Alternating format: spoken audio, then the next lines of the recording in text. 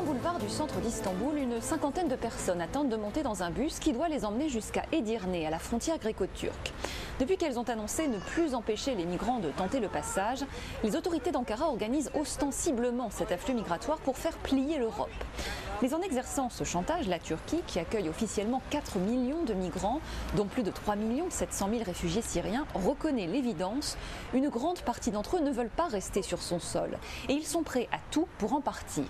Ainsi, ceux qui attendent un bus ce matin-là à Istanbul racontent avoir tout quitté dès qu'ils ont entendu la nouvelle. Quel que soit le nombre d'années qu'ils ont déjà passé en Turquie, quel que soit le nombre de kilomètres qu'ils ont dû parcourir pour arriver à Istanbul. Il y a quelques heures encore, Abdurrahman, originaire d'Alep en Syrie, habitait à Konya, au centre de l'Anatolie. Ce frêle jeune homme de 22 ans travaillait dans un atelier de textile.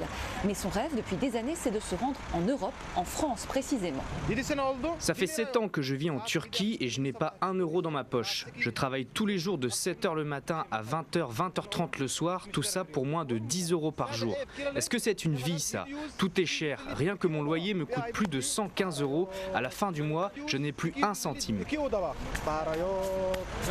Ahmed, lui, vivait à Izmir, sur la côte égéenne depuis 6 ans. Il dit avoir tenté 2 fois le passage par la mer dans l'espoir d'atteindre les côtes grecques. 2 fois, il a échoué, trop dangereux.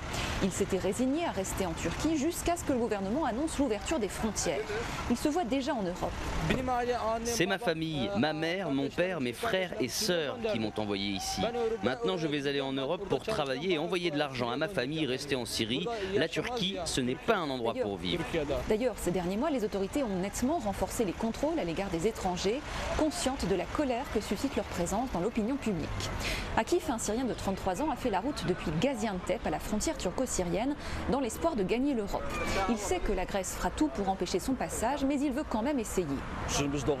Ça fait 9 ans que je vis en Turquie, la vie y est difficile. Jusqu'ici, la Turquie nous a tolérés, mais moi, je pensais rentrer en Syrie au bout de 6 mois, 1 an, 2 ans, quand la guerre serait finie. Mais la guerre n'est pas près de finir. Mes proches qui ont réussi à aller en Europe ont une belle vie, l'État leur verse de l'argent, ils s'en sortent, eux. Et parce qu'ils pensent que c'est peut-être leur dernière chance de vivre le rêve européen, beaucoup de ceux qui attendent se disent déterminés, à l'image d'Abdurrahman, qui s'est endetté pour voyager de Konya à Edirne.